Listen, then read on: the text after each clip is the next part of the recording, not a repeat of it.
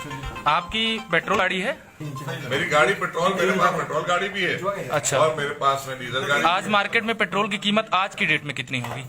देखिए, पेट्रोल की जो आपने बात की, आप सवाल जहां पूछना चाहते हैं कि 80 रुपए में 82 रुपए में पेट्रोल कैसे हो गया। आज मुंबई में 100 रुपए में पेट्रोल, 97 रुपीज में। बात देखिए, ऐसा है, आप पेट्रोल की बात कर रहे हैं तो जिस तरह से सारी चीजें इंटरनेशनल लेवल पर, ग्लोबल लेवल पर बढ़ती हैं कीमतें, उसके तहत ये चलती चीजें हैं। लेकिन आप अगर बात करें अपने देश के अंदर, हमने देश में गांव गरीब किसानों को लेकर काम किया है। पेट्रोल और डीजल के दाम जो बढ़ते हैं या इसकी जो नीति है वो अंतर्राष्ट्रीय लेवल पर तय होती है। ये सबको पता है, चाहे उनकी सरकार रही हो चाहे हमारी रही हो। इसको लेकर जो आप प्रश्न उठा रहे हैं, हमेशा कोई चीज की प्रश्न जब उठते हैं उसमें एक पॉजिटिव चीज ढूंढने की प्रयास होना चाहिए। निगेटिव बात तो ये है कि आप इतनी देर से क्यों आ गए, हम बैठे थे बहुत देर। नहीं, बिल्कुल निगेटिव नहीं है। आपका सुन लीजिए, आपके ही घटक दल हैं सुब्रमण्यम स्वामी जी कह रहे हैं कि श्री राम के देश में पेट्रोल सीता जी के नेपाल से और रावण की लंका से ज्यादा महंगा है। देखिए, ऐसा है कि अगर आज आपका देश संपन्न भी हो रहा है, देश तेजी से आगे भी बढ़ रहा है, वहां पर जिस तरह की खपत है, जो भी हमें जरूरत है, उस जरूरत के तहत, क्योंकि ये जो चीजें इंटरनेशनली आपको जिसमें आप शामिल होते हैं, अंतर्राष्ट्रीय लेवल पर जिसकी कीमतें तय होती हैं, उसमें आप और हम कुछ नहीं कर सकते। उसमें हम और आप अपने देश की जनता को कहीं ना कहीं फायदा देने के लिए सब्सिडी लाते हैं, हम अपने टैक्सेस कम करते हैं। जिस तरह से मैंने कहा कि इस बार के जो आप देखें उठाकर बजट को, हमने टैक्स बिल्कुल भी किसी पर कोई भार नहीं डाला गया, पूरे देश में कोई टैक्स नहीं बढ़ाया गया और ना किसी से कोई टैक्स के लेकर बात हुई। पेट्रोल और ये मेरे प्रश्न का जवाब नहीं है। डीजल की कीमतें इंटरनेशनल स्तर पर तय होती हैं। क्या इस बात की जानकारी 2014 में नरेंद्र मोदी को नहीं थी? क्या नरेंद्र मोदी कहते थे कि अगर पाकिस्तान में पेट्रोल 35 रुपए लीटर बिक सकता है तो भारत में पेट्रोल की कीमतें 35 रुपए लीटर क्यों नहीं हो सकती? तो क्या इस चीज की जानकारी उन्हें नहीं थी कि इंटरनेशनल स्तर पर तय होती है कीमतें? जो देश जो 14 में देश आदरणीय मोदी जी को मिला था और आज 6 वर्षों में देश जितने शिखर पर है, क्या ये देश पहले शिखर पर नहीं जा सकता? नहीं, नेपाल में कीमत नेपाल खुद थोड़े तय कर रहा है। सवाल सही किया। नेपाल में भी तो इंटरनेशनल स्तर पर ही तय हो रही है। डीजल, रसोई गैस, इन चीजों की कीमतें भी उस स्तर पर पहुंची हैं। जो बात आपने पूछी पेट्रोल और डीजल के दाम को लेकर आप बात जो कर रहे हैं, पेट्रोल, डीजल और रसोई गैस की तीनों पेट्रोल उत्पाद। लेकिन आज आप देखें, एक घर रसोई पहुंचाने का काम किया किसने? नहीं, आप इससे पहले तो आप कार्ड मिलता था, वो भरा ही नहीं पाएंगे सर, सबसे मांगते थे, वो भरा ही नहीं पाएंगे। चाहिए है इस समय आज घर घर हमारा व्यक्ति खड़ा होकर आपको सिलेंडर पहुंचा जाता है। तो इसलिए आप जिस तरह में जो प्रश्न आप कर रहे हैं, उस प्रश्न का मतलब नहीं है। देश में आपको हम जो 130 करोड़ लोगों के लिए हम काम कर रहे हैं, पेट्रोल और डीजल से ज्यादा हम जरूरी समझते हैं देश के किसान संपन्न हो, देश का हमारा जो छोटा छोटा व्यापारी खुदरा है वो, और हमारी शिक्षा की जो स्तर है वो बढ़ना चाहिए। देश में विकास तेजी से हो रहा है या नहीं हो रहा है, आप बता दीजिए। इस समय रसोई गैस की कीमतें कितनी पता है आपको? सॉरी, रसोई गैस सिलेंडर, एक सिलेंडर कितने का है? ये उतार चढ़ाव इनमें अप्स एंड डाउन्स रहेगा, हमेशा रहा है। इनको लेकर आप कभी ये मत करिए कि हमारी सरकार में बढ़ गया और पिछली सरकार में नहीं था। सब्सिडी लोगों को, ये जो बात आपने लोगों के खाते में सब्सिडी कितनी जा रही है? इसके अलावा आप आइए, इसके अलावा आप आइए, ये वो चीजें हैं जो हमेशा रहेंगी। कोई भी सरकार थी, घटती और बढ़ती नहीं है। हमने इसीलिए देश को आगे बढ़ाने के लिए, देश के लोगों को संपन्न करने के लिए और कामों पर ध्यान दिया। जब सिलेंडर की कीमतें 600 रुपए थी, तब भी लोगों के खाते में सब्सिडी, जिनको मिलती है रेयर लोगों को, उनके खाते में सब्सिडी 49 जाती थी। जब सिलेंडर की कीमतें 650 हुई तब भी 49 जाती है। जब 700 हुई तब भी 49 जाती है। इस समय 749 रुपए है, तब भी सब्सिडी सिर्फ 49 रुपए जाती है।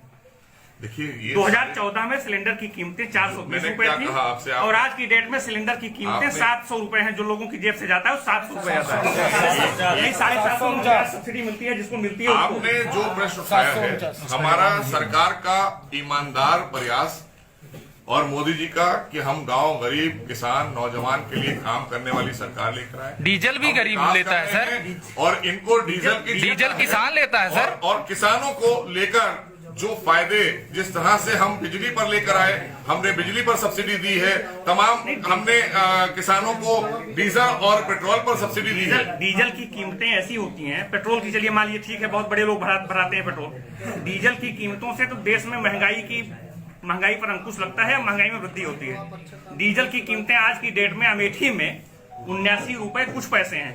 अमेठी की बात मैं कर रहा हूँ, 79 रुपए कुछ पैसे में अमेठी में डीजल मिल रहा है। ये पूरे मुझे लगता है आज तक का जो है ऐतिहासिक दिन होगा।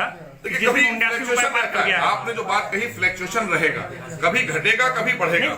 और जो बातें सरकार ने जो नीतियां बनाई हैं वो जन कल्याणी है। हमारा बजट जो है आपका बजट आने के बाद है, आपका बजट आने के बाद उसके अपार्ट एक सवाल उठाया है। आपका बजट आने सवाल का जवाब दे दिया मान्यवर, आपके सवाल जवाब नहीं मिला सर, जवाब नहीं मिला, जवाब नहीं दिया सर। आपकी सरकार का बजट आने के बाद से डीजल पेट्रोल की कीमतों में प्रतिदिन मैंने कहा ये हमेशा ये फ्लक्चुएशन इसलिए होगा, अरे कम नहीं हो रहा है, ग्लोबली होता है नहीं। हाँ सर, हाँ बिल्कुल बिल्कुल, हमारे देश में नहीं है। मैं ये कह रहा हूँ तो अगर बजट आ जाएगा 1 घंटे के बाद ऊपर नीचे होता है। नहीं सर, अगर यहाँ पर ग्लोबली होने की वजह से भारत में तेल महंगा है तो नेपाल में नेपाल खुद तो तय नहीं कर रहा, वहां क्यों सस्ता है? देखिए ऐसा है, आप जिस बात को कर रहे हैं सवाल, आप देश हित की सरकार पर आप प्रश्न ये लगाना चाहते हैं कि पेट्रोल और डीजल पर लाकर केंद्रित कर रहे हैं आप और विकास कार्यों को किनारे कर रहे हैं। आप खाली बायस्ड होकर एक सवाल पूछ रहे हैं। आपका एक मिनट, आपका सवाल खाली बायस्ड होकर है कि आप देश पर प्रश्न लगा रहे हैं, और जिन लोगों के लिए आप सवाल पूछ रहे हैं उन्हीं से सवाल पूछिए कि आज किन लोगों के लिए? मैं मोटरसाइकिल से चलता हूँ, मेरे पास मेरी गाड़ी में पेट्रोल लगता है। मैं आपको बता रहा हूँ, उनको भी बताइए ना, उनसे भी पूछ लीजिए। तो कल नौका चला रहे थे लोग, उनसे भी सवाल पूछ लिया। नाव कम से कम आज बनारस से लेकर प्रयागराज तक चलाने का अवसर किसने उनको प्रदान किया है, उनसे भी सवाल पूछ। अगर वो कीमतें सस्ती महंगी करने के, अगर उनके पास मादा होता महंगी सस्ती करने को, उनसे भी पूछते। कोई ऐसा है, पेट्रोल हमने भी जब हम छोटे थे तो इसी देश में पेट्रोल 30 रुपए में और हमने 35 रुपए में और 7 रुपए से शुरू किया था हमने। अगर तो ऐसा है, ये जैसे जैसे देश आगे संपन्न होता है ये चीजें बढ़ती हैं, और चीजों पर हम सरकार जो है वो जो ऐसी नीतियां लाती है कि वो चीजें सस्ती हो जाती एक अंतिम सवाल, तो हम बैलेंस कर चलते हैं। देश हित में कोई भी योजना लाते हैं देश हित में लाते हैं, इसलिए एक ही प्रश्न पर रुककर खाली इतनी देर बात कर लेना। अगर सर्जिकल स्ट्राइक होती है उस पर भी सवाल पूछ लिए जाते हैं कि इतना साहस कभी सेना में था किसी और सरकार? एक अंतिम सवाल, अगर होता आप गलत जगह लिंक कर रहे हैं, स्ट्राइक कराने में गलत जगह लिंक कर रहे हैं। हमें अपने लोगों को, अपने जो हमारे सेना के जवान है, सेना है, उसको संपन्न करने के लिए हमें उसके लिए भी धन का व्यवस्था करनी होती है। उसके लिए हथियारों की सुरक्षा, अभी राफेल पे सवाल उठाने वाले लोग, मंत्री जी एक की बात है ना। मंत्री जी एक सवाल अंतिम हम करना चाहेंगे कि अगर पेट्रोल डीजल और रसोई गैस की कीमतों में जो मूल्य वृद्धि लगातार हो रही है उस पर सवाल उठाना गलत है। नहीं, आप सवाल उठाइए। मैंने कहा कि इसमें फ्लक्चुएशन आएगा। पहले मेरी बात सुन लीजिए। अगर उस पर सवाल उठाना गलत है, उस पर सवाल उठाने का सवाल नहीं, आप बायस्ड कह रहे हैं सवाल पर। पूरी बात तो सुन लीजिए। अगर उस पर सवाल उठाना नकारात्मक विपक्ष का काम है तो आपकी सरकार के पहले, मतलब केंद्र में जब 2014 से पहले आपकी सरकार नहीं थी, 2014 से आपकी सरकार है, उसके पहले डीजल की कीमतों में 50 पैसे मूल्य वृद्धि होती थी तो आपकी सरकार हंगामा करती थी किसानों की कमर टूट जाएगी। पेट्रोल में मूल्य वृद्धि होती थी तो आपकी सरकार हंगामा करती थी कि लोगों की जो है लोग बर्बाद हो रहे हैं। गैस की कीमतों में 20 रुपए अगर बढ़ा दी जाती थी तो आपकी सरकार कहती थी, चूल्हा लेकर के, मिट्टी का चूल्हा लेकर कनॉट प्लेस पर बैठती थी, आपके लोग बैठते थे नेतागण, और वो कहते थे कि लोगों के घर में चूल्हा नहीं जल पाएगा। आज अगर उस 420 रुपए के सिलेंडर की कीमत 750 रुपए हो गई है तो सवाल उठाना गलत हो गया। नहीं, गलत नहीं, सवाल उठाइए। सकारात्मक सवाल उठाइए। सकारात्मक नहीं है। आपने विपक्ष की बात, इसका मतलब आपका बात नहीं कर रहा हूं, विपक्ष की बात। इसका मतलब आपका विपक्ष को चाहिए है कि सकारात्मक, क्योंकि विपक्ष का भी जिम्मेदारी होती है कि जनता के हितों के मुद्दे उठाना है, जनता के अहित और मजाक बनाने के लिए नहीं उठाना है। अगर कोई भी इशू, कोई सब्जेक्ट उठाना है तो जनता के हित का उठाएगा। ये हित का है बस, ये तो हित का है ना। मैंने आपको बताया कि एक चीज पर केंद्रित करना, 80 करोड़ लोगों को मुफ्त में राशन देना कोरोना काल में, ये बताए विपक्ष कब उसने दिया और कब आपदा में उन्होंने, आपदा में भी अगर उनकी सरकारें थी तो उन्होंने लूटने का काम किया, चाहे उत्तराखंड हो और चाहे उत्तर प्रदेश हो, हर जगह बाढ़, तो उन्होंने गरीबों के मुंह से छीन लिया। आज आदरणीय मोदी जी की सरकार में गरीब को खाना मिल रहा है, गरीब उत्पन्न हो रहा है, विकास की तरफ देश बढ़ रहा है। आज आप अच्छी तरह से जानते हैं क्योंकि आपके पास में कोई भी एक वो नहीं था, तो आपने भी तय किया हम एक ऐसा वो लाएंगे, ये आप भी जानते हैं। मैं कह रहा हूँ कि आपकी बात विपक्षी नेताओं से नहीं हो रही है। 5 पैसे 10 पैसे 15 पैसे अरे मेरी बात भी बढ़ जाता है, यहाँ नहीं देंगे। आज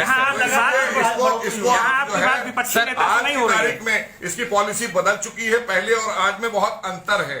आज किसी को परेशानी नहीं है, लेकिन विपक्ष के पास कोई मुद्दा नहीं है। यहाँ विपक्ष नहीं बैठा है मंत्री जी, यहाँ मीडिया के लोग बैठे हैं और मीडिया के लोग आपसे सवाल किया, मैंने जवाब दे दिया। विपक्ष से भी पूछिए, मैं कह रहा हूँ विपक्ष से पूछिए कि विपक्ष के पास आज कोई मुद्दा क्यों नहीं है। उनसे क्यों पूछे ये सवाल, उनसे क्यों पूछे? विपक्ष एक इशू ला के दिखा, आज सवाल आपसे